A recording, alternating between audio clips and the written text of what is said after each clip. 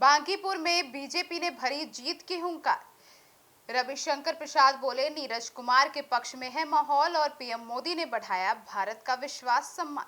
नमस्कार, आप देख रहे हैं सिटी पोस्ट लाइव। मैं हूं सृष्टि राज। बिहार की राजधानी पटना में भारतीय जनता पार्टी ने बांकीपुर विधानसभा उपचुनाव को लेकर चुनावी अभियान तेज कर दिया है। अब इसी दौरान बीजेपी सांसद और पूर्व केंद्रीय मंत्री रविशंकर प्रसाद ने पार्टी प्रत्याशी नीरज कुमार के समर्थन में जोरदार बयान दे दिया है। उन्होंने दावा किया कि बांकीपुर की जनता विकास, सुशासन और बीजेपी की नीतियों पर भरोसा करती है, इसीलिए इस उपचुनाव में भी पार्टी को व्यापक जनसमर्थक मिलेगा। अब रविशंकर प्रसाद ने कहा कि नीरज कुमार एक सक्षम, सक्रिय और जन सरोकारों से जुड़े हुए उम्मीदवार हैं। उन्होंने विश्वास जताया कि बीजेपी कार्यकर्ताओं की मेहनत और जनता के सहयोग से पार्टी इस सीट पर शानदार जीत दर्ज करेगी। उन्होंने कहा कि बीजेपी का चुनाव सिर्फ एक सीट जीतने का नहीं, बल्कि विकास की निरंतरता बनाए रखने का भी अभियान होता है। संसद ने कहा, जो सांसद है, उन्होंने कहा कि प्रधानमंत्री नरेंद्र मोदी के नेतृत्व में भारत के पिछले कुछ वर्षों में दुनिया के सामने अपनी अलग पहचान बनाई है। उन्होंने कहा कि प्रधानमंत्री के विदेश दौरों को लेकर विपक्ष अक्सर सवाल उठाता है, लेकिन वास्तविकता यह है कि इन यात्राओं से भारत के कूटनीतिक संबंध मजबूत हुए हैं और वैश्विक मंच पर देश की प्रतिष्ठा लगातार बढ़ी है। आगे सुनिए क्या कुछ कहते नजर आए रविशंकर प्रसाद। कैसे माननीय नीरज जी को बांकीपुर का प्रत्याशी बनाया है।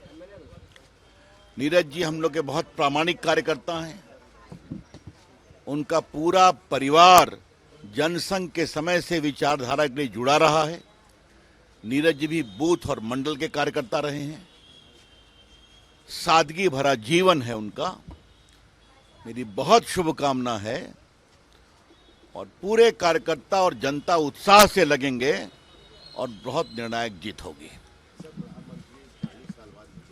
और पहले प्रधानमंत्री बने जो 40 वर्षों में पहली बार न्यूजीलैंड का दौरा किया। देखिए, मोदी जी भारत की विदेश नीति को एक नए प्रकार से गढ़ रहे हैं।